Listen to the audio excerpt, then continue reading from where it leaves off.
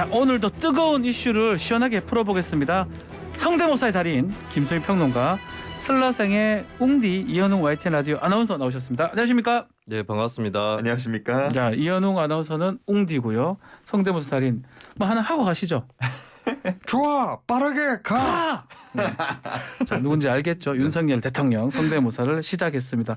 자, 이현웅 아나운서 첫 번째 소식 전해주시죠. 네, 빠르게 전해드리겠습니다. 네. 탈북어민 북송 당시 영상 공개 소식 먼저 준비했습니다. 통일부가 2019년 탈북어민 북송 당시 영상 자료를 공개했죠.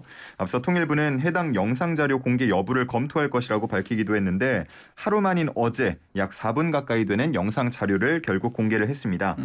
이 영상을 보면요. 탈북어민들이 판문점 군사 분계선을 넘을 당시에 저항하는 모습과 음성 같은 것들이 담겨 있는데요. 탈북어민 한 명은 주저앉아서 무릎을 꿇은 채 머리를 땅에 내리치는 모습이 카메라에 잡히기도 했습니다. 네.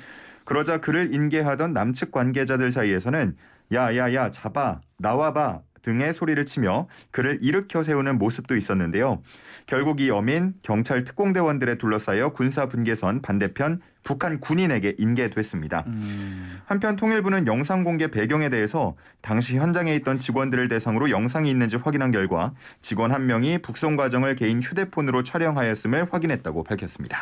자, 이 영상 자체가 직원이 소지하고 있었는데 그 직원이 통일부 직원이었던 거죠? 네, 이거에 영상 공개하기 전에 사진이 공개된 적이 있었잖아요. 그죠. 그 사진 안에도 이 직원이 나온다고 합니다. 예, 그 휴대전화를 들고 있는 직원이 나오는 것인데 네. 이 직원이 영상을 찍은 것을 알게 된 것은 좀 비교적 최근의 일인 것 같고요. 네. 예, 현장 지원 업무를 통일부 이 직원이 하다가 동양 수집 의 업무 범위라고 하는 그 차원에서 한 것으로 보고 이 업무 범위 안에서의 촬영이기 때문에 공개할 수 있는 기록물이다라고 통일부가 판단을 했다라고 밝혔습니다. 개인 소지 영상인데 이게 신뢰할 수 있을까요? 근데 뭐 영상을 뭐 만들어낸 건 아니니까. 일단 뭐 사진하고 예. 똑같은 장면이 찍혔기 그렇죠. 때문에 뭐 신뢰도의 문제는 없어 보입니다만 이게 뭐 공개를 하는 것이 적절했냐를 두고는 계속해서 이야기가 나오고 있는 것 같고요. 네. 이 영상 외에도 뭐 공동경비구역 JSA 설비로 촬영된 영상도 있는 것으로 전해지는데 이 영상은 보존 기간은 따로 없는 것으로 전해져서 네. 이것도 혹시나 나중에 나올까 그 부분도 주목이 되고 있습니다. 일단 국민의힘은 판문점이 인권 유린의 현장이다라고 얘기를 했고요. 민주당은 이게 통일부가 할 일인가 한심하다라고 상반대 입장을 보이고 있는데요. 이게 결국은 신구 권력 충돌 양상으로 가는 것 같아요. 네, 사실 윤석열 정부가 출범을 하게 되면 네. 전 정부의 문제들을 결국에 접근을 해서 뭐 적폐청산이라고 대통령이 후보 시절에 본인이 표현을 했었죠. 네. 적폐 수사 해야죠. 해야죠. 해야죠. 제가 또 돼야죠. 예, 비슷합니다. 예, 맞습니다. 예. 네, 그렇게 따라 하시다 보면은 네. 결국에 근접하실 수 있을 거라고 알겠습니다. 생각합니다. 알겠습니다. 예, 따라하겠습니다. 네, 다시 조금 후퇴하신 것 같은데. 네, 하여튼 예견이 됐던 건데 사실은 이 대북 문제가 첫 번째 타겟이 될 것이라고는 상상을 별로 못했던 그렇죠. 것 같아요. 네, 근데 어쨌든 이게 이제 그 공무원 피격 사건과 함께 같이 떠오르고 있는 상황인데 공교롭게 이제 북한에 관련된 문제고 대북 정책하고도 연결이 되는 그런 시선들이 있기 때문에 민주당 입장에서도 굉장히 더 민감하게 받아들이고 네. 여기에 대해서 좀 전면적으로 충돌을 하는 그런 모양새고 민주당 같은 경우는 이제 국정조사까지도 네. 할 수 있다라는 그런 입장으로 좀 맞대응 카드를 내놓고 있고 윤석열 정부 입장에서는 이제 굉장히 반인권적인 처사였다라는 쪽에 더해서 혹시 북한에 뭔가를 주려고 했던 게 아니냐 이렇게 또 얘기를 하고 있기 때문에 서로 이제 물러설 수 없는 싸움이 되고 있습니다. 이 영상이 이 탈북어민 북송 사건 풀어줄 스모킹 건이 될 수 있다고 보십니까? 저는 이 사건의 진상이라든지 이런 것들은 예. 충분히 조사를 할 가치가 있다고 보는데요. 근데 지난번에 공개했었던 사진하고 차이가 있는가? 그렇죠. 네, 그러니까 사진으로 드러날 수 없는 부분이 영상으로 어느 정도 찍힌 부분이 있겠고 영상 중에서 뭐 야야야 잡아 이렇게 나오는 것은 그 해당 그 장면이 어떤 것인지 알 수는 없지만 아마 자해를 한다거나 이런 현장을 생생하게 전해줬다고는 볼 수 있겠으나 네. 근데 이게 새로운 사실이나 진실을 또 규명을 하고 있는 것인가 했을 때는 어떻게 보면 좀 이 사건을 더 이렇게 감정적으로 전달하기 위해서 공개된 것은 아닌가. 감성 부분. 네네. 그래서 이것이 일단 스모킹건이다라고 현재로서 말하기는 어려울 것 같고 오히려 사진에 이어서 영상까지 공개한 거에 대해서 굳이 공개했었어야 되느냐. 이런 얘기가 이게 사건의 진상을 파헤치는 것을 찬성하더라도 영상 공개까지는 좀 무리였다. 이렇게 또 볼 수도 있을 것 같습니다.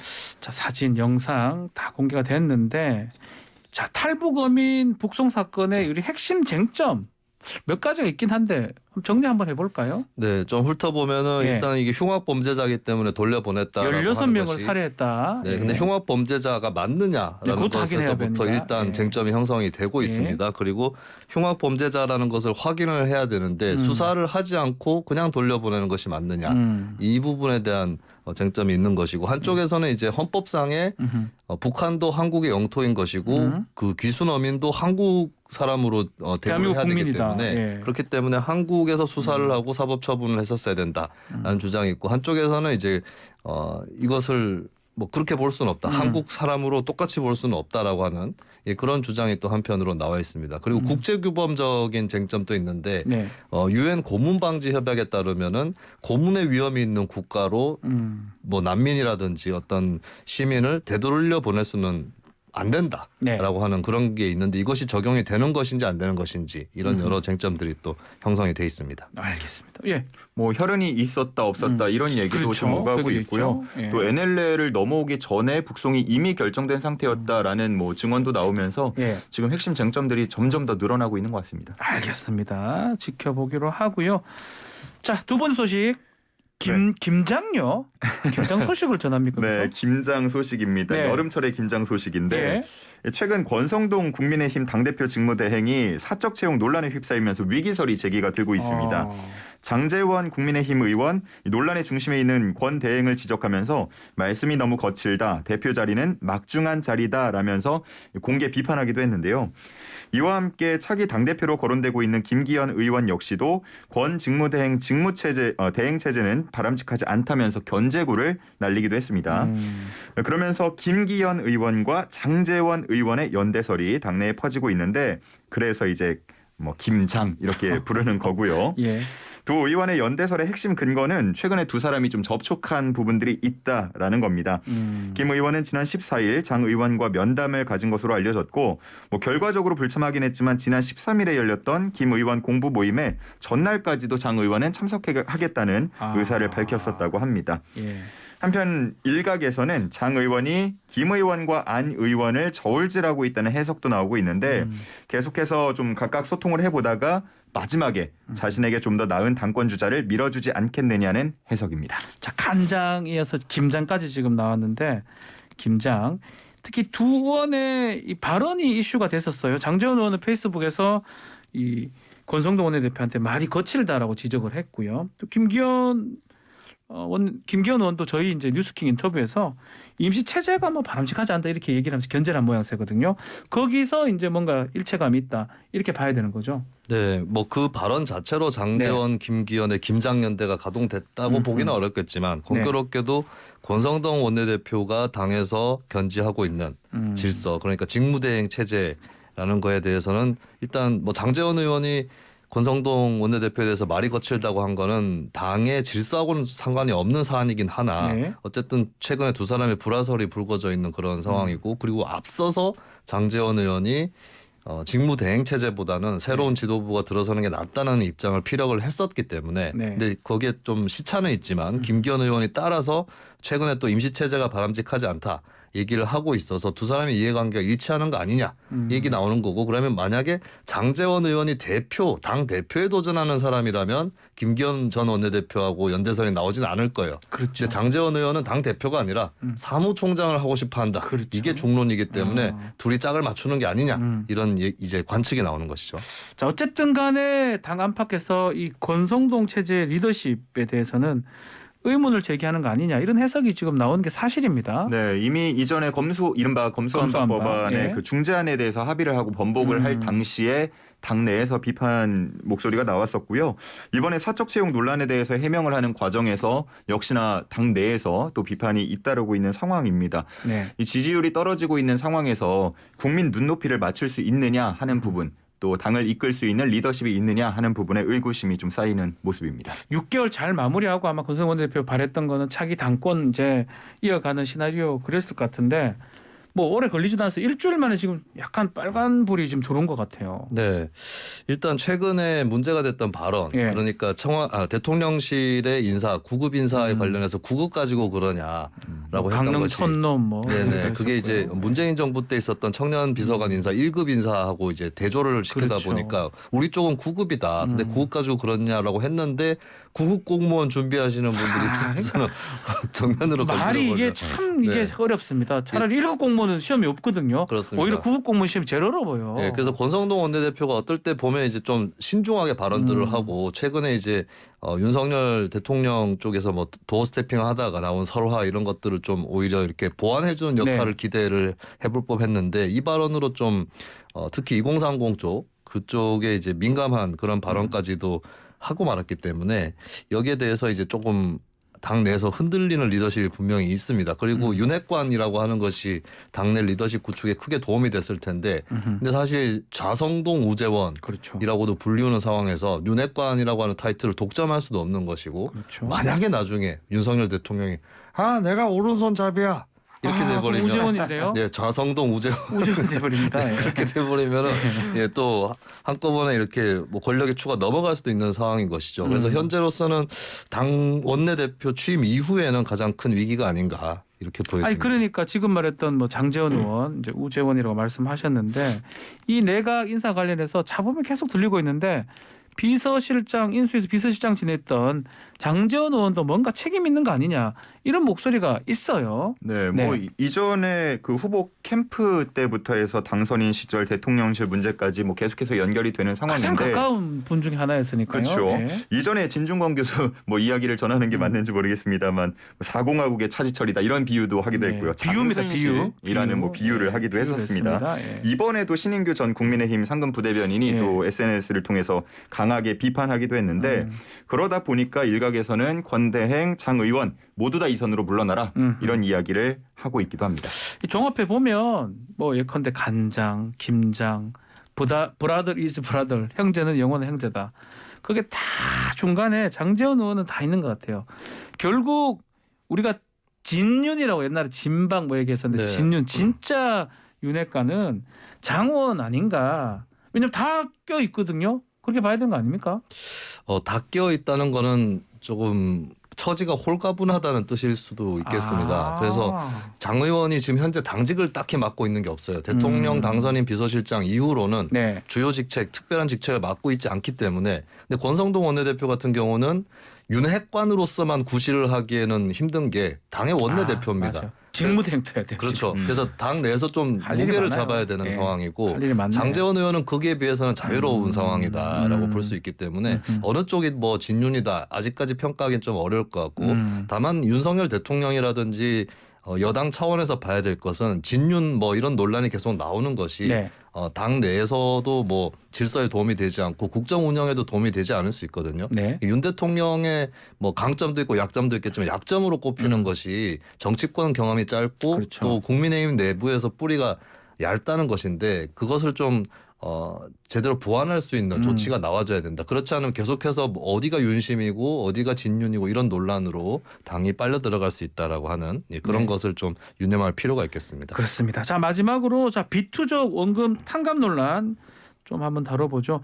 이 최근 정부가 금융 취약층 채무조정 지원 대책을 내놨는데 이게 이른바 125조 비탕감 부분입니다. 이거 소개 좀 해주십시오. 네, 지난 14일에 제2차 비상경제 민생대책회의에서 금융취약층의 부채 부담을 덜어주는 내용을 골자로 하는 이제 프로그램을 공개를 한 바 있습니다.